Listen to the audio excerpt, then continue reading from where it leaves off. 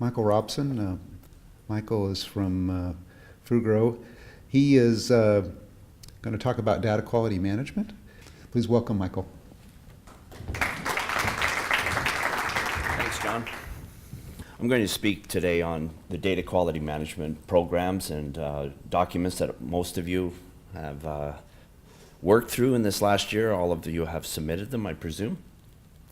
And as part of data quality management programs, it's a series of protocols, standards, approaches. It's essentially a project plan. So at Fugro, we have a standard operating protocol that each time that we speak or that we have a meeting, hold a meeting, we do a safety moment. So I'm going to share with you a safety moment that is somewhat applicable to flexible pavements.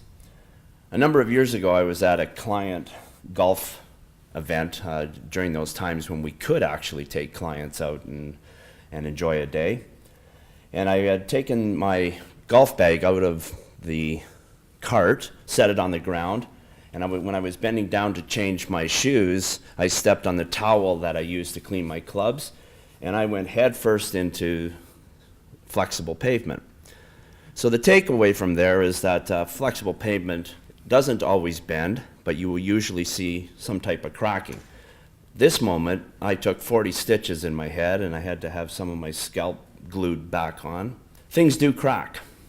The requirements of the document.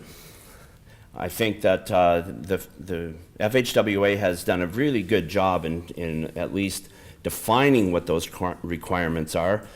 All of the plans wanted to have some data collection equipment conversations to get you thinking about either your own devices or your data contractors' tools. You wanted to have them certified and calibrated. The data quality control measures were intended to be able to be established before you had data being collected so that you had some ground truthing. Data sampling, review, and checking processes needed to be established. And most importantly, and I think very important, is errors. The resolution process and the procedures, and then what are you going to do to accept those reports ultimately? Errors will happen, inevitably, in the environment that these pieces of equipment and your own equipment is being utilized. You're going to see some errors, at least deviations, and you have to have some plans on how you're going to adjust that. So some of the objectives of the overall plans are, number one, meeting the requirements and being compliant with the published requirements that the FHA has put out to meet the MAP 21 and FAST Act obligations. And that really is vital for you because that's where you get your money. And there has been some discussion that and a potential threat of adjusted funding if you're not compliant. So the objectives really are we're kind of focused on meeting those requirements and being able to defend how you got to the end data result, but also the intent is for those plans to provide a pathway for you to have objective data that could be used across your entire agency.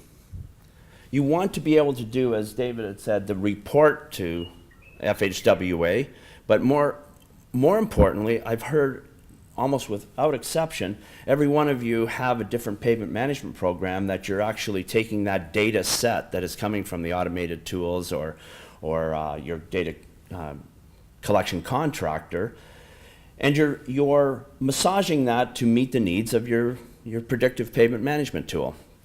So there has to be a plan, and it has to be one that has been thought of, and the guide and the plan generally is what has been establishing that. But it's a living plan. Don't for a second think that because you have gotten a compliance feedback from FHWA that your work is done with your plan. It's a living document. It has to be a living document. And so I've included these, and they're everywhere, and all of the research and all of the websites that you might hit on, you're going to find these documents.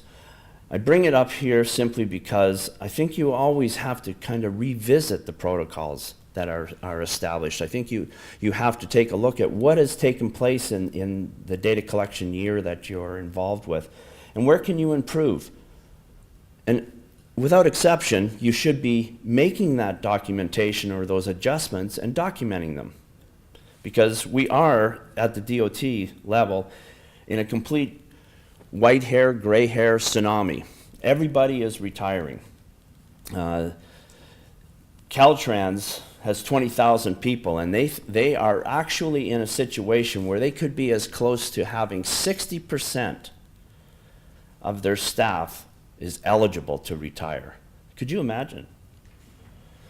So documentation is, you'll hear me state that a number of different ways. So each one of your plans, I was going to do a show of hands to see if anybody had actually failed or got feedback from the FHWA on a failure. I don't think that's necessary, but you know, they did take a look at them. They did have a few, I understand, that came in and they met requirements right off out of the printer, let's say.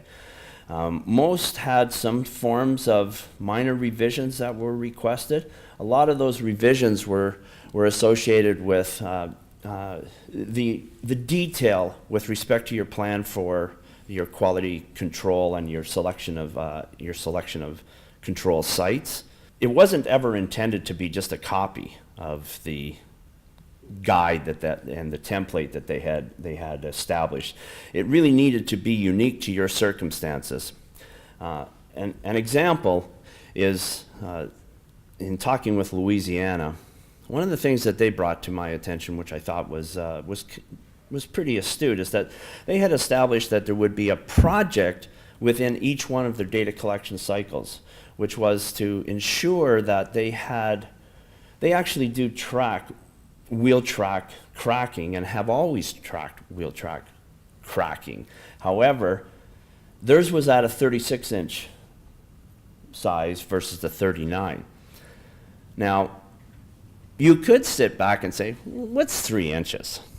Well, if you're trying to repeat this data, you're trying to establish and earnestly and honestly meet the criteria that the FHWA is requesting, it needs to be 39 inches. And there are some technical reasons why 39 inches were chosen. But throughout the document that Louisiana created, they talked about this need frequently to look at the two end products that were essentially going to come from the data collection, which was meeting the report card, but most importantly, keeping the trends that they have been tracking for close to 25 years in their department. So the quality management approach essentially is your DOT flow chart of how are you going to ultimately end up being assured that you have quality data. It is going to set the standards and the roles and the responsibilities. Who owns each one of the stages and the steps, and what is going to happen from a quality control perspective that is simply in the hands of the data collection contractor or the data collection team if you own your own equipment? And how are you, the DOT, going to ultimately accept that and then be comfortable standing behind it? Because you will see some changes at times. Won't say it again with anything other than document everything. If you don't document, you're very likely to repeat. And if the documentation looked at a particular error or a consistent issue that you were having, you need to have delved into that forensically or certainly with your data collection contractor within the industries. You want that resolved because it just simply can't afford to be repeated. And that, of course, is going to provide process improvements for some continuous quality control. Some typical contents of data quality management are the protocols and quality standards. And I say the reference to ground truth is a pretty significant step. I think, John, you mentioned that your agency spends around $150,000 annually on collecting or setting up your ground truths and your quality control process. It is an expensive undertaking, but it's the fundamental base level of the pyramid, where the top of the pyramid is where you're going to actually end up with your data output. So it has to be established.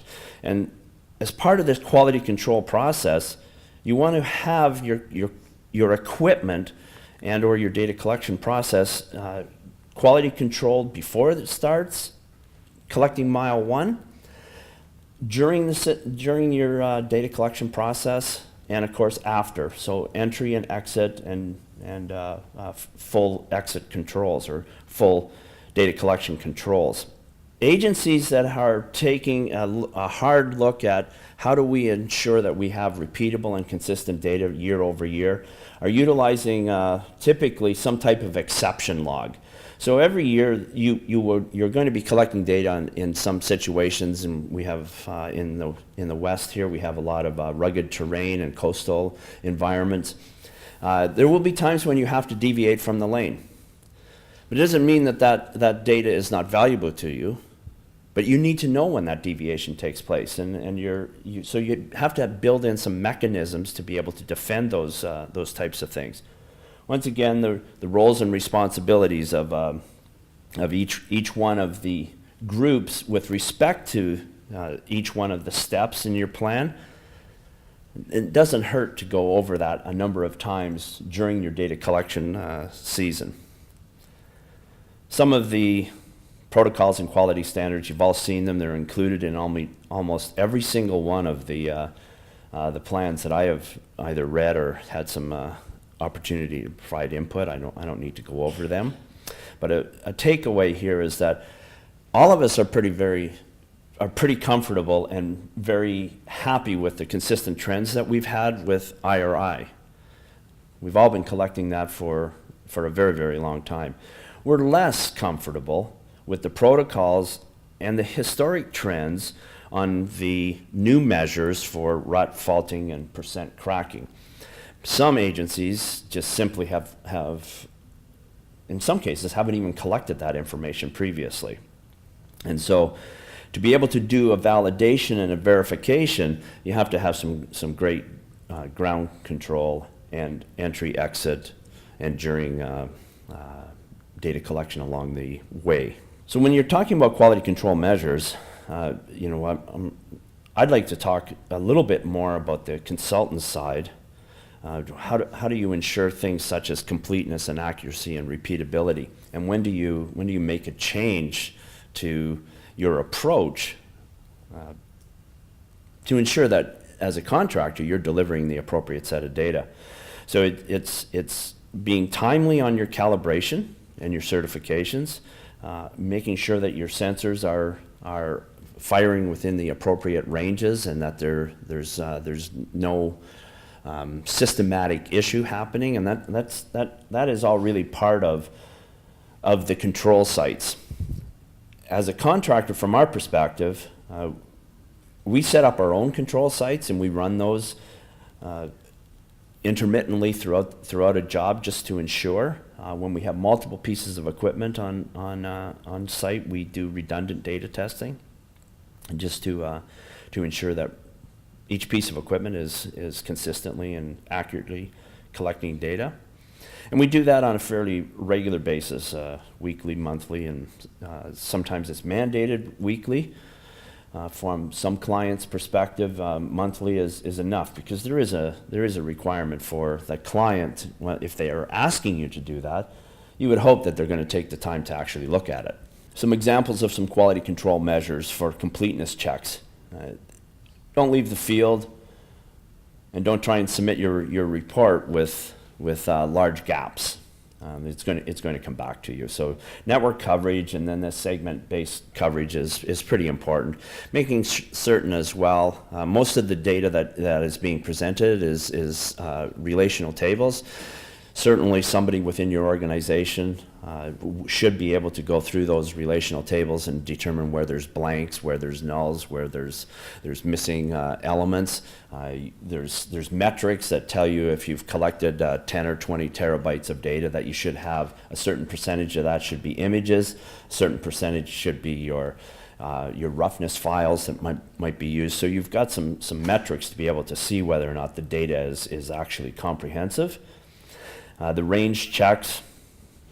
Most equipment has audible feedback that if you have an IRI laser that is misfiring or it actually hits into a very deep crack or a joint at a bridge deck, it should fall out of range. And you should see some type of notification that something has fallen out of range. The control sites, crucial for every agency to have them established. Some of agencies are lucky to have a actual physical location where they have a controlled control site, and other agencies are really obligated to pick real world sites that will change, and they do require a revisit all from both of the stakeholders, the contractor and the agency. Fugro itself has an ISO 9001 system. We've invested a lot of money into this certification, and so. And when I'm talking about a lot of money, I'm talking about tens of millions of dollars. And the intent behind that is that creates for us a series of standard protocols that we can defend and that we can stand by. And it's once you invest that kind of money, you don't want to lose it. And you can lose it like this by not having the documentation. You're actually visited on a regular basis or a reasonably regular basis by the certifying institute, and they will ask you for all of this documentation. And if you only show them good things that have taken place, they do call BS. And they said, part of the reason why you have this certification is simply because you understand you must be prepared to make a change because things will be adjusting as time goes on. So in this diagram, I circled just an area. All flow diagrams, I think, are very busy. And they're just almost a pain to kind of put together and to follow. But the area here, so this diagram would be 2 slides wide. So you come to the end of the top piece and then you come down to the bottom and it's a continued flow. So you're almost at the end of the flow chart before you get to a stage where, now I found a problem. I've got to go back up and start to reprocess data. So learn as part of your plan, and I didn't see this a lot in many of the systems or the plans that I did read, where batch data or weekly submission of data, internally or externally, so that you can capture an issue early in the process so that you're not finding yourself at the end of 8,000 miles of data collection or 13,000, or in California 60,000, Texas 96,000 miles, and it's an oh shit moment. What am I going to do? I am in big trouble because now I've got 90,000 miles or a full data collection cycle done, and I've got a systematic error. So early on in the system, if you submit a first week, and even if you ask the team that is supplying the data to give you a sample of that data processed, so kind of the philosophy of collect a mile, run a mile right through the entire system, and you have that early on, you started a benchmarking. So if the protocols do not change and the data collection process does not change, and you have controls to ensure that maybe is just that, controlled, then you shouldn't be in a process of having to find a way to take 6 or 8 months of data collection and data analysis. We heard it's a day for a day, which is a pretty reasonable amount of, pretty reasonable estimate of the level of effort. If you've waited 6 months, you don't have the next 6 months, you've got to get your report in. Pay attention to that. So, some quality acceptance procedures and criterias. You know, this is what I'm talking about with respect to. This is the living part. This is the area of a document where things will change as technology evolves.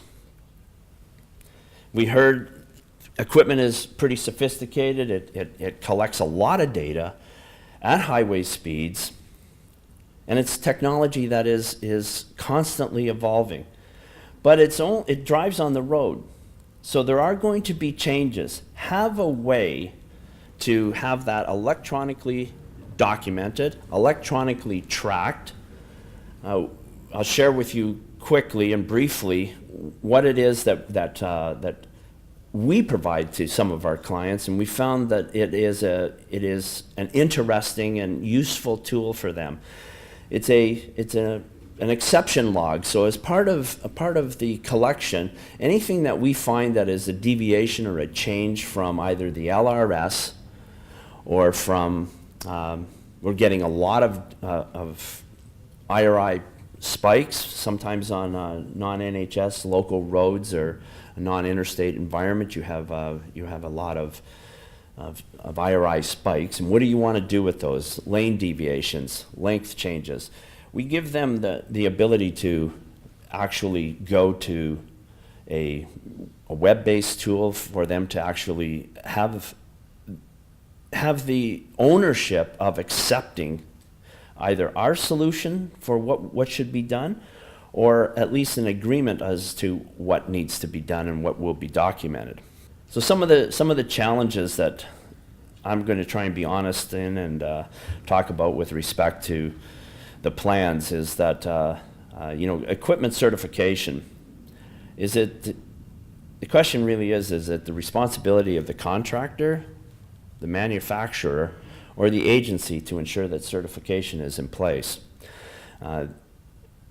My experience is that in some of the university situations, it's really turned into a research project, and it's expensive and time-consuming for almost everybody involved. And is that the right approach? I'm not intending to suggest one way or the other. We do have to recognize that there is standard protocol for IRI. It's been in place for a very, very long time. We do have protocol for the cracking, rutting, and faulting, but very few agencies have any history. So is the person meeting the faulting? He can probably say, or they can probably say, yes, of course our equipment is. But do you have a standard to be able to verify that? Operator certification.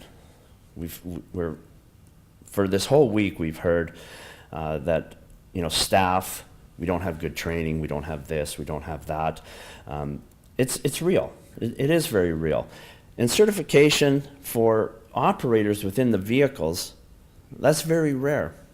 It is actually, because by and large, they're operating equipment. They know how to ensure that the equipment is in place every day accurately, but they're not necessarily trained, or they don't have a certificate that says you're now able to do this. And of course, the lack of experienced manual distress raters. If you're establishing your ground truth,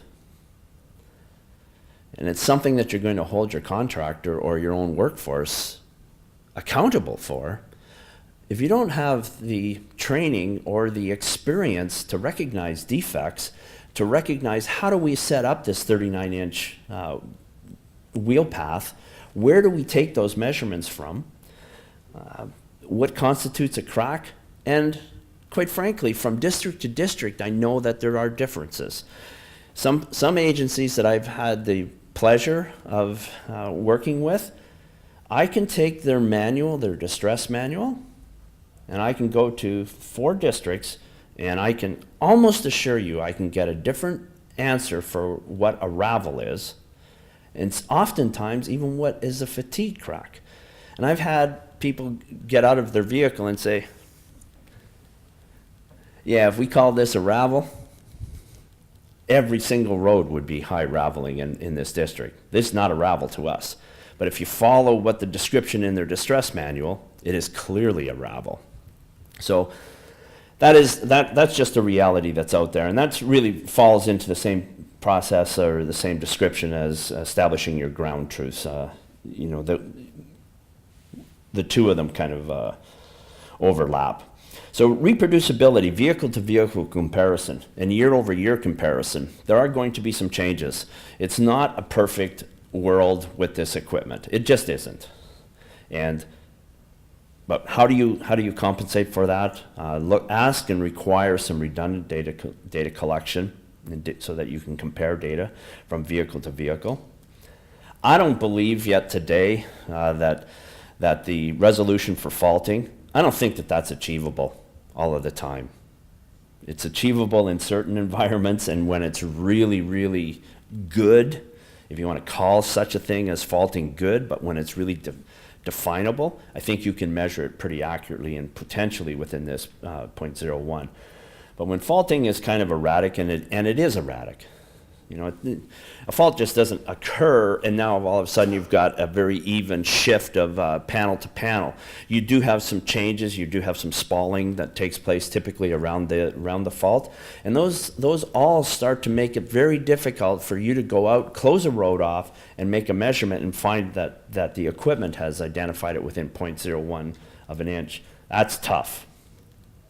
So don't be surprised if some of that create some angst for you. Some of the lessons learned over the last few years in trying to prepare as a contractor for this mandate that is here, and being able to meet some of the requirements of what I've been hearing from FHWA with respect to the HPMS submissions is that there was often a lot of errors. There was a lot of back and forth between the agencies and FHWA to actually get an accepted report. And some of that was from something like that is here from our Alaska assignment. On the left-hand side of each one of the graphics, you can see a blue line. That's the trace, the GPS trace, the inertial navigation system's trace of where the equipment was on the face of the Earth. The line that is in red is the client-supplied LRS.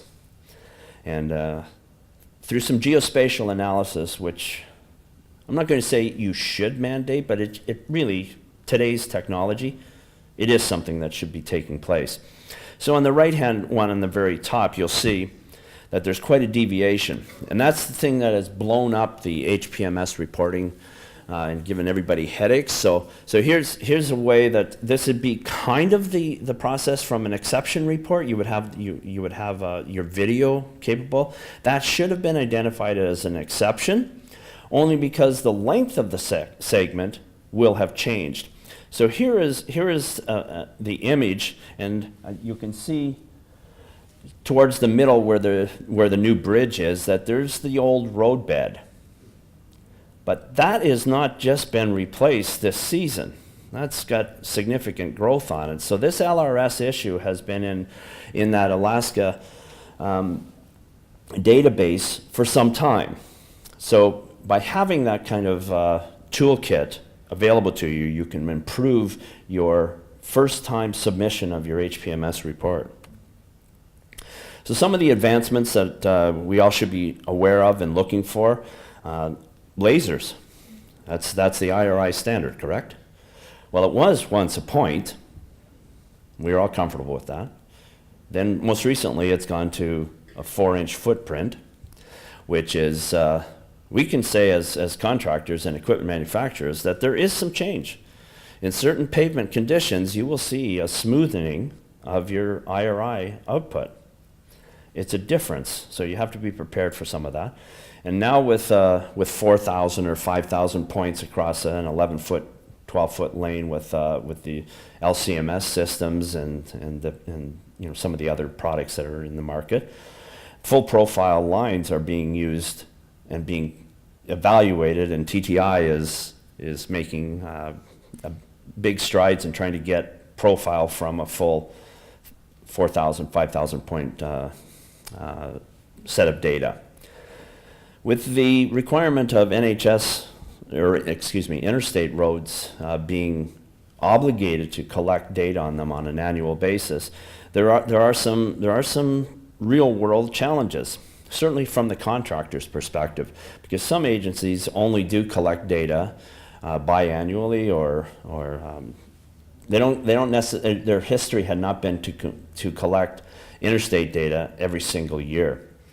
So we've started to think about ways, how can we make it so that it's economical? So there's been a fair amount of effort put into a single operator unit. I personally have some concerns for the capture of deviations, the potential for error because it's one person, and more importantly, from a safety perspective, is fatigue.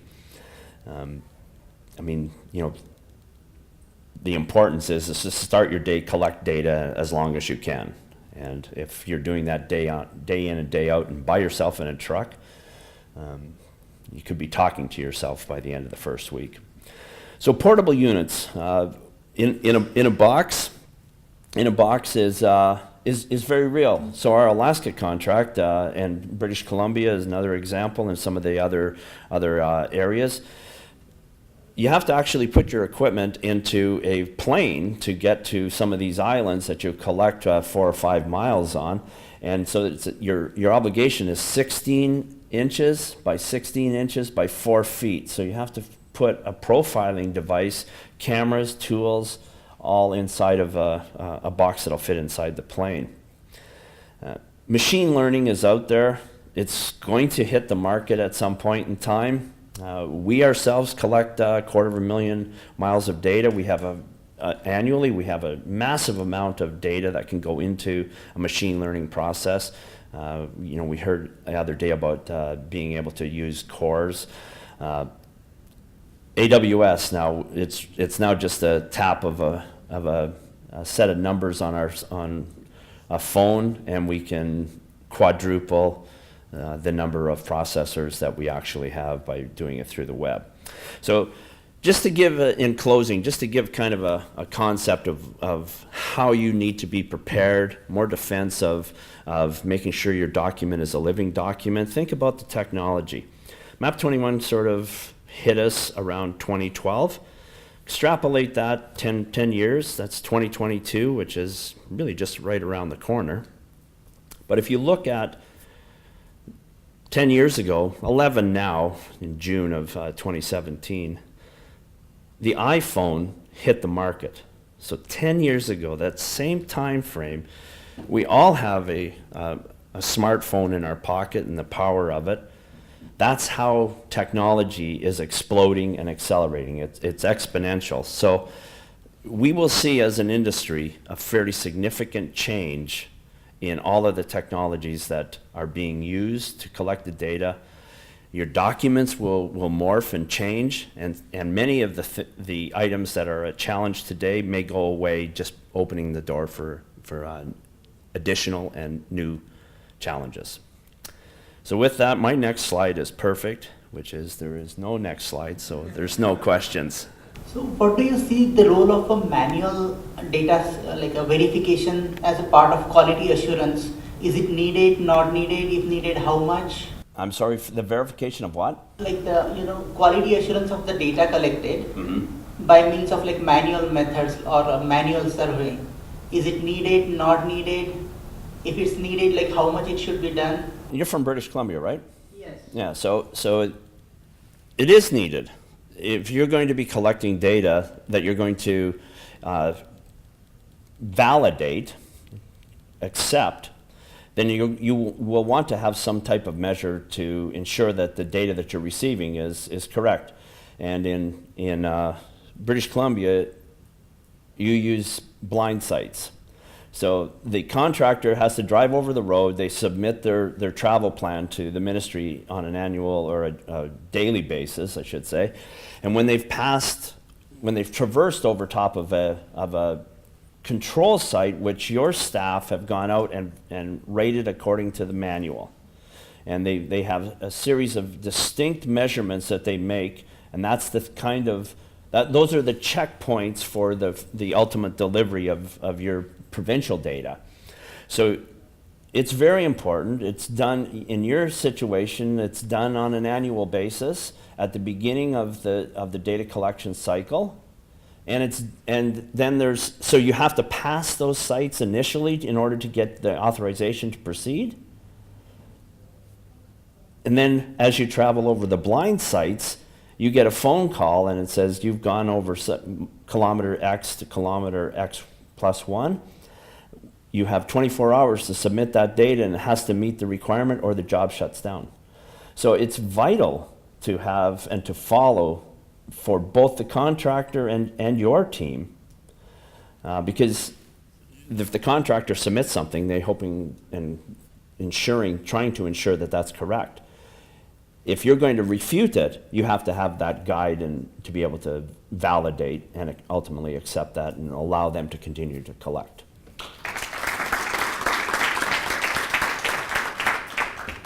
The preceding was produced by the National Center for Pavement Preservation. More information can be found on the web at pavementpreservation.org. Additional support provided by Michigan State University.